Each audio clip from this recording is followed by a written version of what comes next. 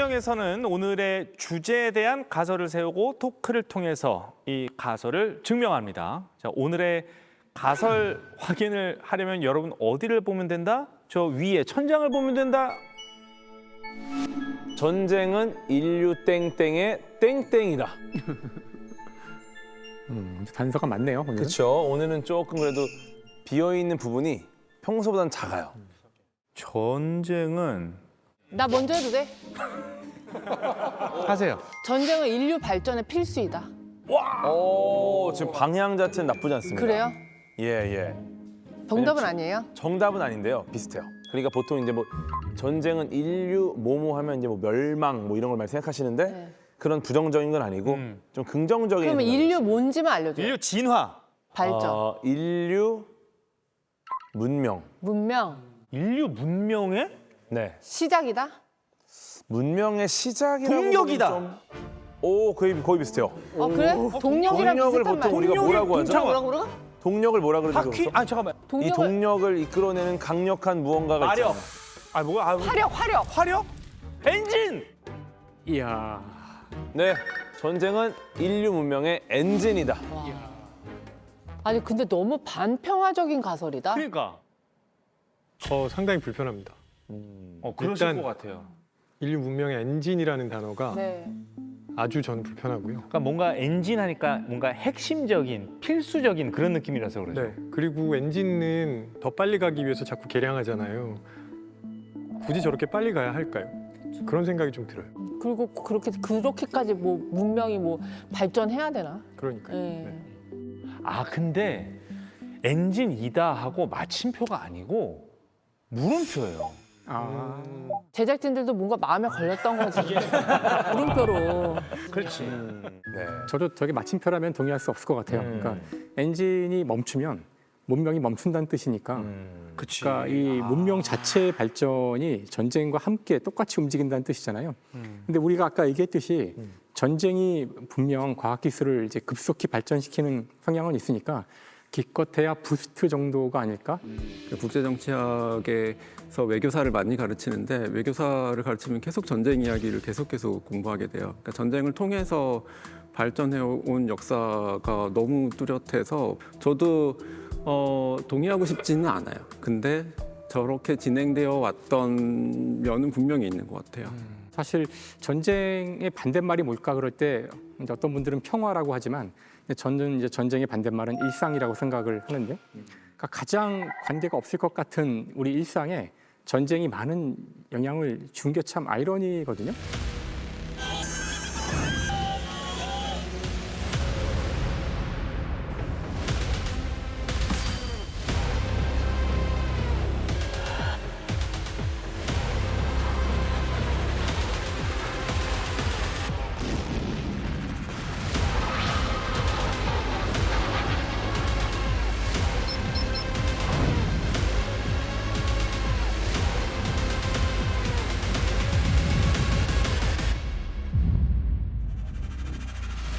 사회 시스템, 경제 시스템 자체가 이 전쟁을 뒷받침하기 위해서 만들어진 것들이 어마어마하게 많습니다. 사실 인터넷조차도 이 전쟁을 염두에 두고서 개발된 것 중에 하나죠. 아 그래요. 인터넷은 전쟁 때 구체적으로 왜 필요한 거예요? 사실은 이제 2차 세계대전이 끝난 후에도 전쟁은 계속됩니다. 바로 그 유명한 콜드워. 콜드워. 네. 냉전이요, 냉전. 그때 미국의 고민은 소련 같은 국가가 이제 핵 공격을 해오면은 네. 이게 중앙화된 통신 시스템이 이제 마비될 거 아니에요. 네. 그럼 이걸 어떻게 할까? 이 문제를 해결하기 위해서 탈중앙화된 약간의 그 분산 통신망을 개발하자. 이렇게 해서 이제 아파넷이라는 게 만들어집니다.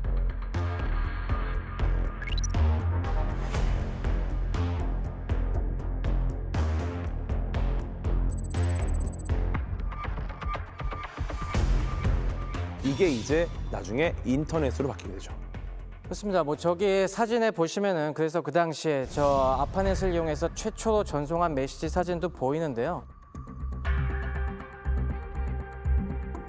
저게 여러 가지 기술이 집약이 되어 있습니다. 핵 공격에 대비하는 그런 통신 시스템을 만들어야 된다.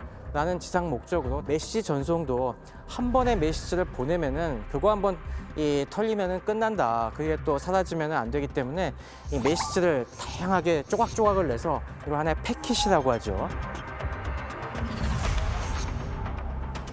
그러니까 메시지를 갖다 우리가 편지지를 한 10장 썼으면은 그걸 하나의 이 봉투에 집어넣는 게 아니라 봉투 10군데 집어넣은 다음에 그걸 다 주소를 써서 따로따로 보내는 겁니다. 이런 여러 가지 기술들을 갖다가 집어넣은 거죠. 그러면 전쟁이 일어나지 않았으면 인터넷 기술이 없었을 수도 있었겠네요. 굉장히 발전 속도가 느렸겠죠. 우리가 지금 당연하게 생각하는 사회 인프라들이 사실은 민군 겸용으로 만들어진 게 많습니다. 독일 같은 경우도 산업혁명을 하면서 굉장히 빠르게 철도망을 확충했는데 그때 정부가 개입한 겁니다. 야, 우리가 전쟁에서 승리하기 위해서는 빠르게 병력을 이동시킬 수 있는 수단을 갖춰야겠다라고 해서 나중에 냉전 시대 우리의 빠른 물자와 병력을 이동시키기 위해서는 우리 내부에 이 혈관과 같은 도로망을 잘 깔아야 돼. 철도 투자에 국가적으로 지원을 해줬기 때문에 이런 교통 인프라가 빠르게 깔릴 수가 있었고요. 미국의 고속도로망 이것도 이 2차 세계대전 당시에 독일에 가 보니까 독일엔 끝내주는 도로들이 있더라. 아우토반이라는 게 있대. 보니까 좋거든요. 그래서 유명한 주간고속도로 사업을 해갖고 지금 미국 가보시면 어마어마하게 깔린 그 고속도로가 다 그때 생긴 거고요. Properly planned median strips to separate traffic. Wider traffic lanes that take into account highway driving speeds. 수많은 이 사회 인프라라는 것이 많이 잊혀졌지만 어쨌건 전쟁 목적이 반드시 그 안에는 들어가 있는 것입니다. 내비게이션이 전쟁을 염두에 두고 만들어졌잖아요. 근데 저도 어디서 들었어요. 생각해보니까 내비게이션은 지금 내 위치를 파악하기 위해서는 어쨌든 이 GPS라는 거를 활용을 해야 되는데 그때 GPS가 원래 있었어요, 그러면? 그러니까 GPS라는 것도 사실 그 아까 우리가 지금 계속 얘기하고 있는데요. 미소 냉전 과정에서 서로 이제 핵무기를 쏴야 되는데 지금 이 미국과 소련이라는 이 두 나라는 되게 멀리 떨어져 있는 나라거든요. 그래서 핵무기를 쏘려면은 대륙간 탄도 미사일을 쏴야 돼요. 미사일을 쏘아 올려서 이렇게 쭉 날아간 다음에 떨어져야 되거든요. 그 날아가는 동안 정확히 포지션을 제어하지 못하면은 이게 잘못 떨어질 수도 있죠. 그래서 모바일 시스템 for accurate ICBM 컨트롤, ICBM이라는 ICBM은 많이 들어봤어요. 대륙간 탄도 미사일을 말하거든요. 네. 그러니까 대륙간 탄도 미사일을 제어하기 위해서 인공위성을 띄우고 그것으로부터 자기 위치를 알아내는 그런 실험들을 하기 시작했는데 나중에 이것을 이제 민간에게도 이제 풀기로 결정을 하는 거죠. 그래서 그때 우리나라에서도 이걸 민간으로 풀기로 한 날짜가 발표가 된 다음에 준비를 했던 기억이 나요. 제가 이제 학부생이었을 때인데 하이스트에 있을 때 그때 그걸 이제 모든 사람이 쓸 수 있도록 물론 군보다는 더 낮은 해상도만 제공하겠지만 그래서 그걸 이제 민간이 쓸 수 있게 된다는 사실을 알게 된 다음에는 그때 전 세계의 과학자들은 준비를 했죠. 이게 일반인 분들은 이제 GPS가 뭔지도 모르고 그냥 GPS 자체가 그냥 내 위치를 알려주는 그냥 장치잖아요. 실제로 그냥 위성입니다, 위성. 글로벌 포지셔닝 시스템의 위성의 이름인데 그 지구 전체를 한 그 원에 4개씩 배치를 해서 6개의 원이 지구 전체를 감싸요. 그러면 24개에다 플러스 예비 위성까지 해가지고 얘네가 지구 전체를 보고 있는 거죠. 그렇기 때문에 얘네들의 신호를 주면은 말씀하신 방식으로 나의 위치, 목표를 정확하게 찾을 수 있고 근데 제가 알기로 이게 군용으로는 쓰다가 그 항공기 사고가 있었어요. 우리나라에 좀 큰 참사였고 칼 사고 때문에 그렇죠.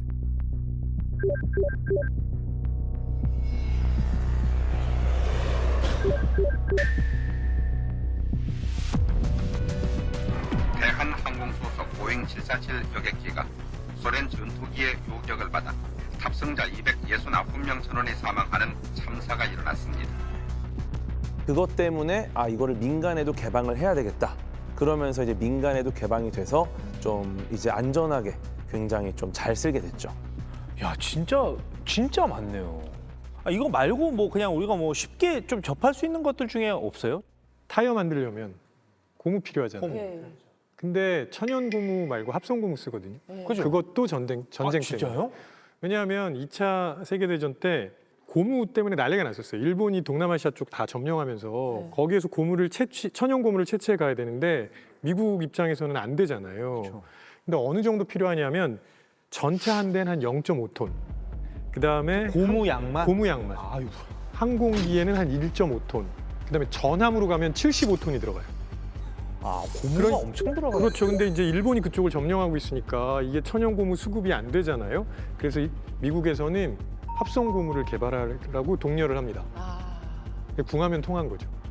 그래서 합성 고무가 개발이 됐어요. 진짜 궁하면 통하는구나. 그러니까 전쟁 아니었으면 그냥 계속 천연 고무 썼겠죠. 그럴 수도 근데 일본이 점령을 하고 있으니 이거 뭐 그렇죠. 이기려면 개발해야지. 뭐 정말 우리 집에서 사무실에서 흔하게 쓰이는 일상적인 물건들도 네. 전쟁 때 탄생한 게 많습니다. 뭐 있어요, 뭐? 네. 지금 화면에 보시면은 사진이 있죠. 이거 뭐에 쓰는 물건이야?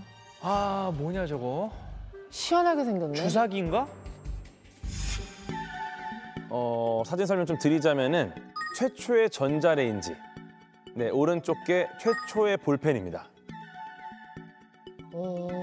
볼펜이 그때 나왔어요? 네, 전쟁 중에. 전쟁 때. 네.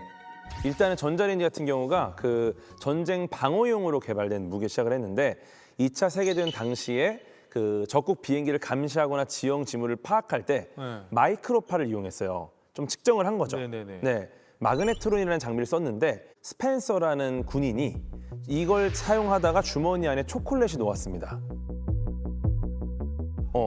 어떤 원리인지 모르겠지만 이게 뭔가를 좀 이렇게 따뜻하게 할 수 있나? 그것 때문에 이제 이걸 작은 공간에 가둬가지고 음식을 조리하는 데 이용해보면 어떨까라는 아이디어가 등장을 했고 이게 바로 1947년에 발명된 전자레인지죠. 아, 그렇게 됐구나.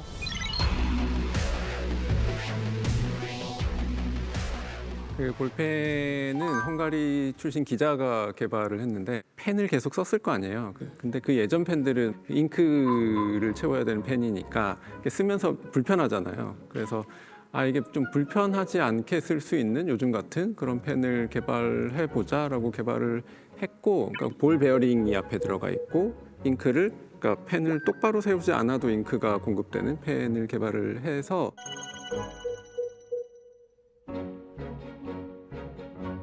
최초로 그 초기에 영국 공군에 납품을 했대요.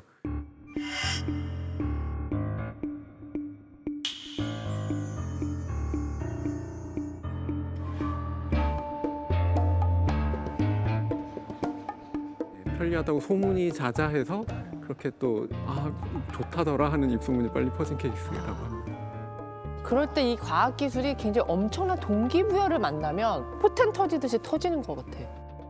뭐 우리 지금 인류가 직면한 문제들이 여러 가지 있겠지만 그 중에서도 뭐 우리가 온난화, 이 뭐 지구 기후 문제에 대한 뭐 얘기들을 많이 하는데 만약에 이 기후 변화 문제를 해결하지 못한다. 이거 해결 못하면 우리가 뭐 전쟁에서 진다. 그러면 기후 문제도 왠지 막 여러 집단이 달려들어서 해결할 수 있을 것 같아요. 저는 그거 진짜 말이 된다고 생각합니다. 전쟁과 같은 이런 사안이다라고 우리가 생각을 하면은 그때는 우리가 뭔가 함께 뭉쳐서 달려들어갖고 이 문제를 해결하려 들지 않을까요? 그러니까 이 기후 위기가 전쟁 같은 종류의 문제가 아니라서 네. 해결이 어렵다고 생각해요. 네. 그러니까 이 전쟁이란 거는 지금까지는 기본적으로 민족과 민족, 국가 아니면 종교 이제 이런 인간들의 문제 네. 때문에 서로 나뉘어 싸우는 건데요. 기후 위기는 기본적으로 지구 전체의 문제이기 때문에 인류 전체가 한꺼번에 대응을 하지 않으면 몇 개 국가만 대응한다고 해도 이 기후 문제가 해결이 안 되잖아요. 그런 문제 때문에 이게 전쟁과 같은 종류의 문제였으면 빨리 해결이 되지 않았을까 저는 생각하는데 그런 문제가 아니라서 안타깝지만 쉽게 해결될 거는 같지는 않아서 참 안타까워요. 저는 개인적으로 그래요. 그러니까 지금 필요한 거는 우주 전쟁이에요. 네. 그러니까 외계인이 쳐들어와야지만 맞아요. 비로소 우리가 기후 문제를 해결해서 한꺼번에 외계인과 싸울 수 있는 뭐 사실 전 그래서 가끔 SF 소설이 갖는 특히 이제 외계인 침공 소설이 갖는 중요성을 이야기할 때가 있거든요. 아마도 100년 후에 우리 인류가 볼 때는 2020년대의 인류가 그래도 이 우주 전체에 대한 문제를 고민했었구나. 그래서 지금의 그런 외계인 침공 SF를 아주 중요한 문학적 작품으로 평가할 날이 오지 않을까? 저는 그런 상상도 해봐요. 기후위기 자체를 전쟁을 통해서 해결할 수는 없겠지만 아마도 기후위기가 심각해지면 전쟁은 확실하게 발생합니다. 네, 그렇죠. 네, 그게 가장 큰 문제죠. 근데 진짜 심각한 게 파리 기후협약이 강제성이 없잖아요. 그렇다 보니까 이게 강제성이 예를 들어 있어서 전 세계가 똘똘 뭉쳐도 100년 뒤에 문명이 붕괴될 확률이 되게 높대요. 똘똘 뭉쳐도. 근데 지금 그럴 확률이 거의 없어서 굉장히 어둡게 전망하는 맞아요. 전문가분들이 많더라고요. 그러니까 덜 절박한 거예요, 우리가 지금? 그 인지를 잘 못하고 있는 거예요? 얼마나 심각한지. 아니 왜냐면 그게 심각한 걸 이해 못해서가 아니라 그 자기의 이기 때문인 거예요. 후진국들은 예를 들어 너네가 지금 선진국들 개발한다고 다 망가뜨려 놓고 이제 우리가 개발하려는데 왜 못하게 해? 이렇게 나오는 거고 나 혼자 내가 지금 에어컨 자동차 이용 안 한다고 해서 될 문제가 아니라 옆집이 다 이용하고 있잖아요. 그렇죠. 그러니까 내가 혼자 이거를 참는다고 해결될 문제가 아니라는 생각에 그냥 거의 이제 포기 상태래요. 우리부터 바꿔야 되는데 쉽지 않잖아요. 쉽지 않죠. 그러니까 우리가 말은 이렇게 하지만 그게 당장 이 전기 미안하진 일이지만 이렇게 많은 전기를 쓰고 있잖아요. 지금도. 바꿔!